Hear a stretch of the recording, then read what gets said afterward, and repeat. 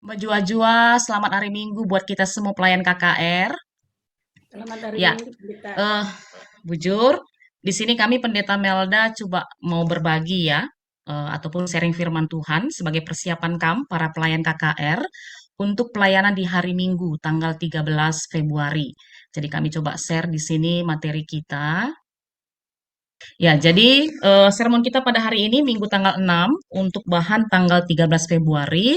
Tadi sudah kita sama-sama baca bahan kita dari kitab Yunus dan juga dari kitab Keluaran. Ada tambahan teks, penjelasan teks yang bisa kami sampaikan di sini, walaupun sebenarnya nanti kalau kita buka buku bimbingan juga sebenarnya sudah dijelaskan. Tapi tambahan yang bisa kami sampaikan di sini pertama adalah teks kita ini, Yunus 4 ayat 6 sampai 8, adalah merupakan kisah lanjutan dari sikap Yunus atas pengampunan yang Tuhan beri kepada Niniwe karena sudah bertobat. Jadi, seperti kita ketahui kisah bahwa Tuhan menyuruh Yunus untuk mengajak orang Niniwe bertobat, tapi awalnya dia sempat menolak, sempat lari, kan begitu dia. Tapi setelah itu bertobat lagi si Yunusnya, lalu akhirnya dia menjalankan apa yang menjadi firman Tuhan, dia pergi ke Niniwe, dia berkhotbah, menyampaikan firman Tuhan, dan akhirnya orang-orang Niniwe bertobat, kan begitu dia. Tapi ternyata ini luar biasanya Yunus ya, unik sekali Yunus ini. Jadi kalau latar belakangnya bisa dibilang bahwa Yunus ini memang tidak suka kalau Tuhan memberkati bangsa-bangsa lain selain bangsanya. Itu jadi salah satu alasannya. Oleh karena itu, teks ini menceritakan bahwa Yunus komplain kan gitu. Yunus keberatan. Sudah tahu aku Tuhan pasti dari awal engkau pasti begitu kan gitu. Kau Allah yang penuh kasih. Kalau orang bertobat pasti kau akan ampuni. Dan terbukti apa yang kuduga itu terjadi. Yang harusnya kau menghukum orang Niniwe, tapi akhirnya engkau ampuni kan gitu. Dan Tuhan punya alasan kenapa? Karena orang Niniwe bertobat dan berbalik kepada Tuhan kan gitu dia. Dan akhirnya apa yang terjadi? Yunus ngambek kan gitu ya. Dia ngambek dengan apa yang menjadi keputusan Tuhan atas kota ataupun negeri Niniwe. Nah, eh, yang uniknya lagi Yunus ini ternyata orangnya tetap kepo kan gitu ya. Di tengah-tengah dia ngambek sama Tuhan, dia nggak setuju atas keputusan Tuhan mengampuni orang-orang Niniwe. Dia kepo, apa sih yang Tuhan lakukan nanti selanjutnya untuk kota Niniwe ini?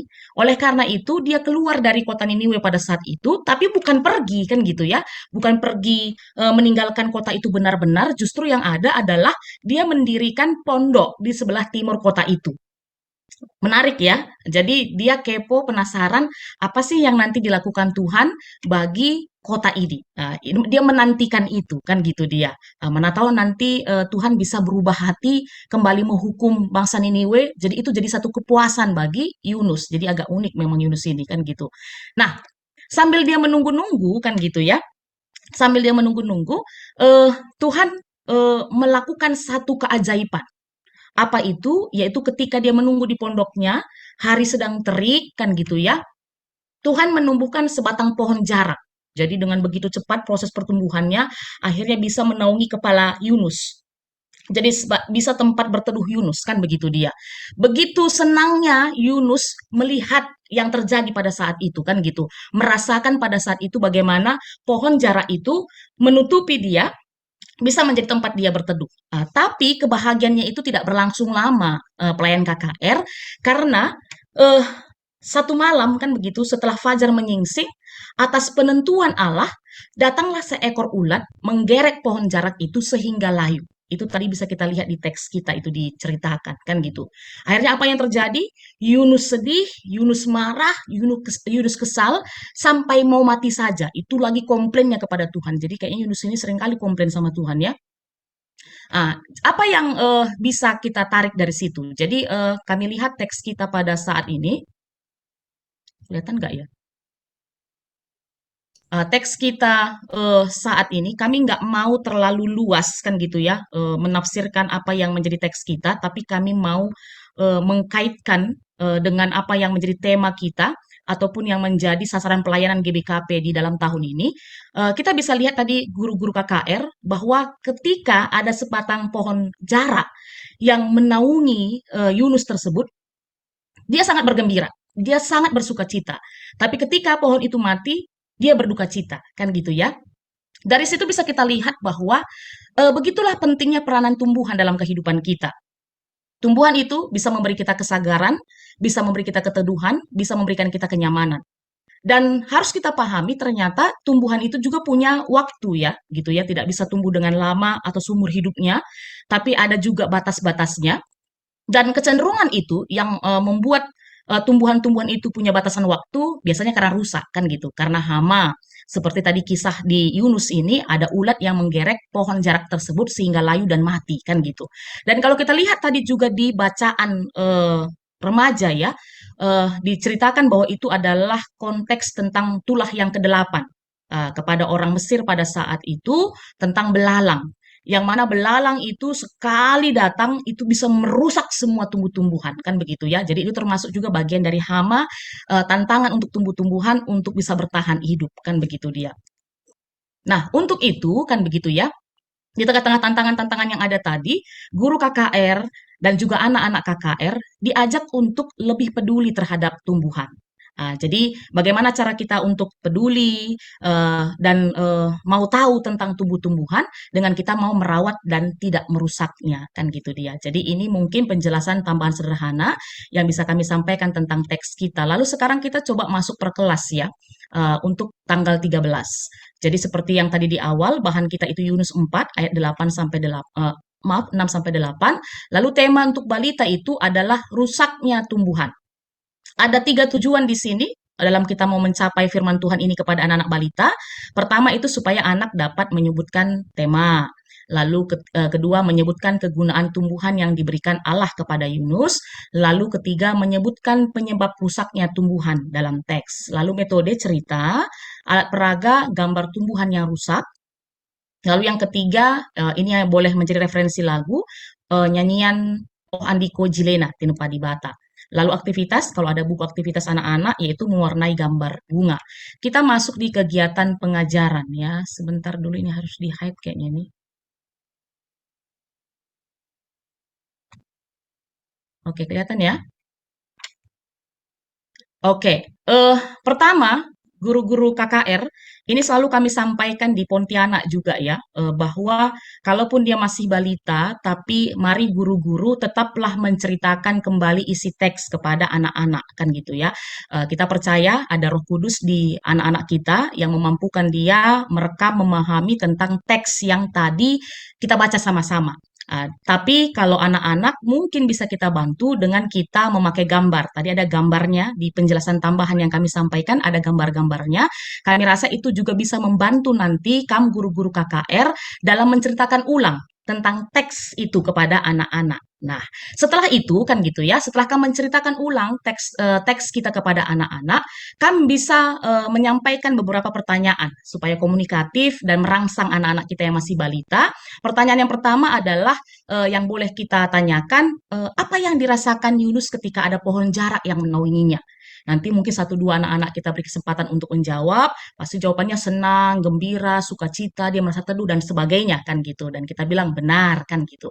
Lalu setelah itu kita ajukan lagi pertanyaan, apa yang dirasakan Yunus ketika pohon jarak itu layu dan mati?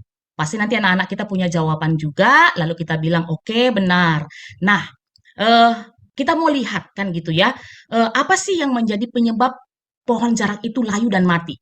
Jadi guru-guru KKR sebenarnya teks kita ini kan agak berat ya untuk anak balita dan makanya kami tidak mau terlalu menafsirkannya secara apa ya, secara dalam, tapi lebih ke letterlet ya yang tertulis kan gitu ya karena memang dikaitkan ke tumbuh-tumbuhan kan begitu. Karena konteksnya itu. Jadi sebenarnya pesannya bukan itu sebenarnya dari kitab Yunus ini, tapi kita mau kaitkan tentang tumbuh-tumbuhan sehingga akhirnya kami hanya mengambil apa namanya ya, yang tertulis. Sebenarnya kan kalau kita lihat, kenapa pohon itu jarak itu layu dan mati, jawabannya ya karena penentuan Tuhan, kan begitu. Kalau kita lihat kan 3 kali ada kata di situ penentuan Tuhan, dalam artian atas kehendak Tuhan, kan gitu. Pohon jarak itu layu dan mati. Tuhan juga yang mengutus ada, ulat itu untuk menggerek, dari pohon jarak itu. Cuma kan, tidak terlalu etis kami rasa pada saat itu kita sampaikan itu kepada anak-anak, di tengah-tengah kita memotivasi anak-anak untuk menjaga dan merawat tumbuhan, sehingga ya jawabannya pasti adalah karena hama, ulat kan gitu dia. Oleh karena itu, setelah kita ajukan pertanyaan-pertanyaan ini, kita ajak anak-anak dengan kita mengatakan bahwa tema kita hari ini adalah rusaknya tumbuhan, kan gitu. Dengan kita mengajak anak-anak untuk mengucapkannya bersama-sama. Nah, setelah itu kita tunjukkan kepada anak-anak, ini nih yang menjadi contoh kan gitu ya, kenapa tumbuh-tumbuhan bisa rusak, apa penyebabnya. Contohnya misalnya serangga, atau ulah manusia, atau erupsi Gunung Sinabung dan lain-lainnya. Nanti ada gambar kami sertakan di sini. Dan setelah itu kita ingatkan anak-anak tentang tema kita minggu kemarin, kan gitu dia, bahwa Tuhanlah yang menciptakan tumbuhan, Allah yang menciptakan tumbuhan. Dan Tuhan menjadikan ataupun menciptakan tumbuhan itu supaya berguna untuk manusia. Seperti kita lihat tadi kepada Yunus kan begitu. Ketika ada pohon jarak, dia merasa nyaman, tidak merasa panas, tidak kena terik matahari kan gitu ya. Dia merasa senang karena itu kan gitu dia. Oleh karena itu, karena tumbuh-tumbuhan itu berguna, mendatangkan sukacita, anak-anak harus selalu menjaga dan merawatnya kan gitu. Contoh kecil yang bisa kita ajarkan kepada anak balita adalah dengan tidak memutik ataupun mencabut sembarangan kan gitu karena anak-anak kan suka begitu ya main-main di taman atau segala macam diputiki bunga sembarangan tanpa tahu bahwa itu perlu diputik atau tidak kan begitu dia atau contoh lain yang bisa kita ajak kepada anak-anak dengan rajin menyiram tanaman-tanaman yang ada di sekitar kita atau di pekarangan rumah kita. Nah, ini contohnya nanti ya guru KKR bisa kamu pakai ini tumbuhan rusak karena hama kan gitu ya. Ini ada ulat, ini ada binatang apa saya kurang tahu namanya, tapi inilah contoh-contohnya kalau kena hama tumbuh-tumbuhan itu jadi rusak, jadi jelek dan akhirnya tidak berguna sama seperti pohon jarak tadi yang ada di dekat Yunus kan gitu. Nah, ini kalau tumbuhan rusak karena cuaca ekstrim ya, contohnya ada angin puting beliung, akhirnya jagung-jagung ini tumbang kan gitu ya. Jadi akhirnya gagal panen kan gitu. Lalu ini juga begitu karena cuaca ekstrim karena dingin kan gitu. Akhirnya daun-daun dari tumbuhan itu jadi rusak. Nah, ini ada juga, ini yang paling dekat dengan kita yang terjadi karena gunung meletus di Tanah Karo, Gunung Sinabung kan gitu. Jadi itu pun ternyata bisa buat tanaman rusak karena ditutupi dengan abu-abunya itu akhirnya ya seperti seperti kami sampaikan tadi akan terjadi gagal panen. Itu kami rasa untuk kelas balita. Lalu anak kecil sama ya, temanya rusaknya tumbuhan dan tujuannya juga tidak terlalu jauh berbeda kami rasa dengan anak balita. Hanya di sini ada info kasus sebagai ayat hafalan itu dari Kejadian 6 ayat 11, metode cerita, alat peraga gambar tumbuhan yang rusak, nyanyian Oh Andiko Jilena, aktivitas mewarnai gambar bunga. Kegiatan pengajaran seperti kami sampaikan tadi, pelayan KKR bahwa tidak jauh berbeda dengan anak balita, sama kan begitu ya. Jadi boleh kamu pakai tadi yang di kelas balita sebagai sistematika kamu memberikan pengajaran kepada anak kelas anak kecil. Hanya tambahannya nanti di anak kecil itu di akhir pengajaran guru mengajak anak kecil bernyanyi Oh Andiko Jilena. Itu di anak kecil.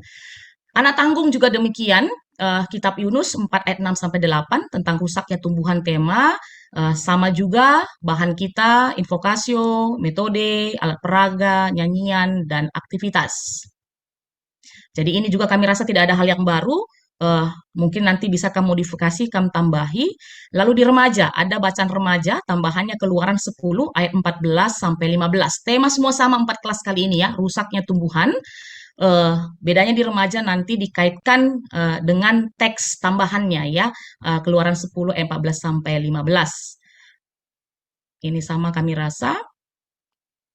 Seperti kami tadi sampaikan juga, ini hampir sama juga ya, bahwa silahkan kembali untuk menceritakan isi teks kepada anak-anak, lalu memberikan pertanyaan-pertanyaan kepada anak-anak remaja, dan setelah itu sambil menunjukkan gambar-gambar yang tadi kan gitu ya, kita katakan bahwa ini nih penyebab tumbuh-tumbuhan bisa rusak kan gitu ya karena hama. Seperti yang diceritakan di teks kita Yunus 4 ayat 6 sampai 8 dan Keluaran 10 ayat 14 sampai 15 ya. Cuaca ekstrim, juga penyebabnya abu vulkanik juga bahkan ulah manusia kan gitu. Dan tambahannya bisa kita jelaskan kepada anak-anak bahwa apa pentingnya arti tumbuhan kepada kita manusia dan makhluk ciptaan Tuhan yang lainnya. Jadi bisa kita kaitkan dengan kisah Yunus tadi kan gitu. Sederhananya kita kaitkan dengan kisah Yunus tadi bahwa eh, banyak dampak yang berguna yang bisa diberikan tumbuh-tumbuhan dalam kehidupan kita. Sebenarnya nanti di materi selanjutnya itu nanti ada sekitar 10 poin kami jelaskan, nanti mungkin bisa kami tambahkan juga kan gitu tentang pentingnya arti tumbuhan dalam kehidupan kita manusia. Dengan harapan kita hantarkan anak-anak untuk memahami bahwa tumbuhan itu juga ciptaan Tuhan, kan gitu dia. Karena selama ini kita sering terjebak dengan teologi yang selalu diajarkan kepada kita bahwa manusialah ciptaan yang paling mulia, manusialah ciptaan yang paling agung dari ciptaan-ciptaan yang lainnya, sehingga akhirnya apa? Kita jatuh kepada dosa eksploitasi kan gitu terhadap tumbuh-tumbuhan ataupun ciptaan Tuhan yang lainnya. Dan kita lihat yang cenderung terjadi saat ini adalah eksploitasi kepada tumbuh-tumbuhan. Yang mana misalnya kita membuang sampah sembarangan, itu juga pasti tumbuhan mengalami kerugian. Penebangan pohon sembarangan, pembukaan lahan, pemukiman dan sebagainya itu siapa kan tumbuhan semua yang kena kan gitu dia. Tapi di tema tahun ini kan gitu ya, di tema tahun ini GBKP coba mau mengarahkan ke tentang teologi ekologi bahwa ternyata kan gitu ya, kalau mengutip bahasa Ketua Modramen mengatakan kepada kita bahwa kita dengan tumbuh-tumbuhan, dengan ciptaan Tuhan yang lainnya, bahkan rubia-rubia sekalipun adalah seni nasi pemeren, kan gitu ya. Kenapa? Karena sama-sama diciptakan oleh Tuhan dan datangnya dari tanah, kan gitu dia. Jadi oleh karena itu, kami rasa boleh menjadi poin tambahan kepada anak-anak bahwa kita manusia, tumbuh-tumbuhan adalah sama-sama makhluk ciptaan Tuhan, kan gitu. Sama dengan binatang ataupun hewan lainnya. Jadi tambahan itu bisa kita jelaskan apa dampaknya kalau tumbuhan rusak, ya kan? Eh, yang kita lihat sekarang contohnya lapisan ozon kan begitu menipis. Kita lihat bagaimana lingkungan kita rusak, banjir, hujan kalau hujan sedikit saja terjadi banjir. Kenapa? Karena sudah kurangnya akar-akar kayu kan gitu untuk menahan kan gitu jumlah air kan gitu. Atau tambahannya karena sekarang semua sudah serba di aspal, dicor kan begitu. Akhirnya apa? Resapan air sudah kurang, tanah kan gitu. Akhirnya apa yang terjadi? Wajar banjir seperti mungkin yang saudara-saudara kami alami di Jakarta kan gitu, di Pulau Jawa kan gitu, sangat wajar kan begitu. Kenapa di Kalimantan jarang terdengar banjir? Ya karena itu penyebabnya masih banyak tanah untuk tetap tempat resapan air-air yang datang baik dalam hujan atau apapun itu kan gitu dia. Nah, untuk itu kita mengajak anak remaja untuk menjaga dan merawat tumbuhan agar tidak rusak dan ikut melestarikan tumbuhan, salah satunya adalah dengan menanam pohon. Kalau kita ingat beberapa tahun yang lalu presiden kita pernah punya eh, apa ya pesan bahwa satu manusia satu pohon kan gitu ya. Kami rasa itu pun masih bisa tetap kita dengungkan kepada anak-anak untuk go green ya. Tapi kalau menurut kami berbicara tentang kreatif merawat lingkungan pada masa sekarang ini tidak hanya sebatas untuk penghijauan, tapi bagaimana eh, ada memang mindset yang berubah kan gitu dari diri kita, dari anak-anak remaja. Ada mindset yang berubah. Jadi tidak hanya sebatas ayo nanam pohon, tidak sebatas hanya ayo bikin bunga, rawat bunga, siram bunga dan segala macam. Kami rasa tidak hanya sebatas itu, tapi ada perubahan ataupun perbaikan pemahaman bahwa bagi Ningka Mindai, bahwa kita sama tumbuhan, kita sama binatang sama, kan gitu dia. Bahwa mereka juga ciptaan Tuhan. Dan kalau satu rusak, karena kita ini hidup dalam satu keharmonisan yang saling bergantungan, satu saja rusak, semua jadi rusak, kan begitu dia. Dan itu sudah dibuktikan di zaman sekarang ini dengan situasi dunia sekarang, kan begitu. Makanya kami rasa guru-guru KKR silahkan nanti antarkan anak-anak kita supaya tidak hanya sebatas apa namanya ya praktis kan gitu ya dalam hal praktis menanam pohon dan sebagainya, tapi lebih ke tentang pemahamannya itu tentang menghargai tumbuhan, tentang menghargai ciptaan Tuhan yang lainnya, dan itu kerinduan kita jadi gaungnya di tahun 2022 ini. Sehingga akhirnya nanti ketika lepas tahun ini kreatif merawat lingkungan tidak hanya terjadi di tahun ini tapi seterusnya sepanjang kehidupan kita. Jadi kemanapun nanti kita jalan-jalan kita udah nggak apa udah enggan untuk membuang sampah dari mobil kita, kan gitu dia ya. Kenapa? Karena kita menganggap bahwa ya lingkungan sekitar kita ini juga adalah saudara kita, kan gitu. Ya kalau dia tercemar, kalau dia terganggu, saya juga ikut tercemar, kan gitu. Jadi pemahaman yang benar akan melahirkan praktek yang benar, kan gitu dia. Jadi ini kami rasa untuk sementara yang bisa kami sampaikan untuk pengajaran di tanggal 13 Februari. Bujur.